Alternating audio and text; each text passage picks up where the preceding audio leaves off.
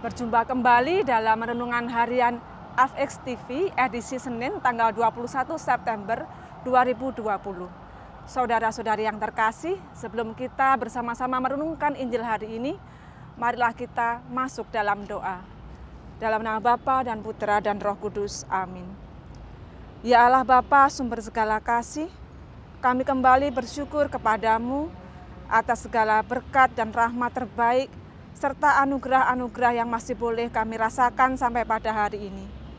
Melalui teladan Santo Matius, kami ingin belajar bagaimana kami peka dan mau untuk menerima panggilan-Mu yang sering Kau tawarkan pada kami lewat panggilan hidup kami, perutusan kami sehari-hari. Semoga saat Engkau datang memanggil kami bersedia untuk menjawab ya dan mengikuti panggilan-Mu lewat perjalanan hidup kami masing-masing. Demi Kristus Tuhan dan pengantara kami. Amin.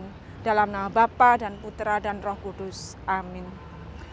Saudara-saudari yang terkasih, hari ini tanggal 21 September, gereja merayakan pesta Santo Matius Rasul. Hari ini kita bersama-sama akan merenungkan Injil Matius bab 9 ayat 9 sampai dengan 13. Dalam Injil diceritakan bahwa Yesus melihat Matius duduk di rumah cukai.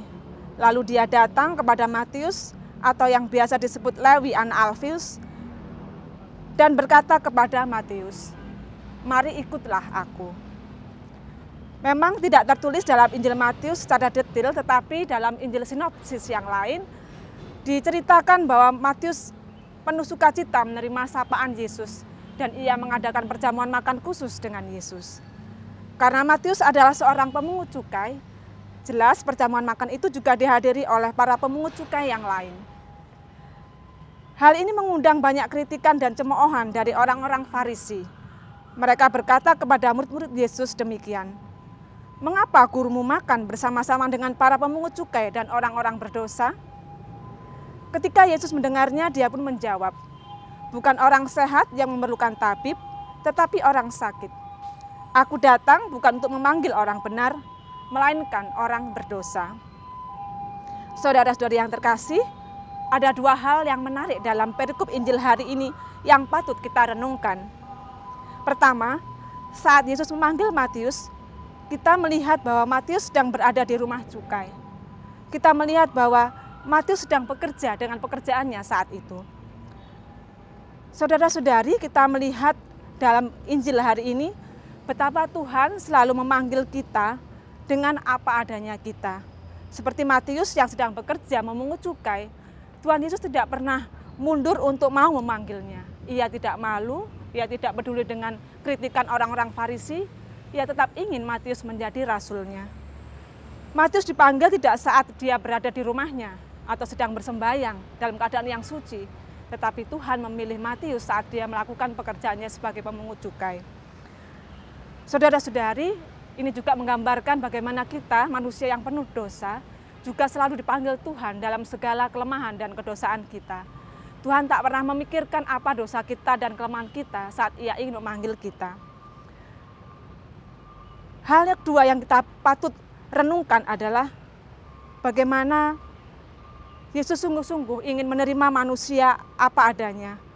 Bagaimana Yesus tidak peduli dengan kritikan orang-orang Farisi saat Ia menerima perjamuan makan bersama Matius dan para pemungut cukai lainnya. Mengapa? Karena Yesus sendiri dalam misinya sebagai seorang juru selamat, Ia selalu mengatakan, "Aku datang bukan untuk memanggil orang benar, melainkan untuk orang berdosa."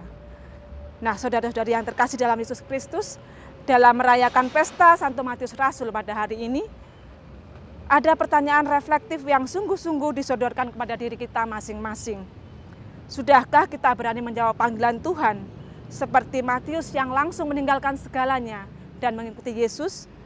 Ataukah kita masih lekat dengan segala kelemahan dan kedosaan kita sehingga kita masih berpikir-pikir dulu untuk mengikuti ajakannya? Saudara-saudari yang terkasih, menerima panggilan Tuhan dengan berani berarti kita berani melepaskan juga segala kedosaan kita, segala kelemahan-kelemahan kita. Kita belajar untuk bangkit, bertobat, dan melakukan hal yang terbaik untuk menerima panggilan Tuhan. Bagaimana caranya? Kita tidak perlu melakukan hal-hal yang sulit. Marilah kita melakukan segala panggilan dan berutusan kita dengan sungguh-sungguh. Menjadi seorang ibu, seorang ayah yang baik, sebagai seorang anak yang baik pula, menjadi seorang guru, menjadi seorang petani, kita bekerja dengan sungguh-sungguh, dengan tulus, dan ingin memberikan apa yang kita miliki yang terbaik untuk orang lain. Itulah menerima panggilan Tuhan.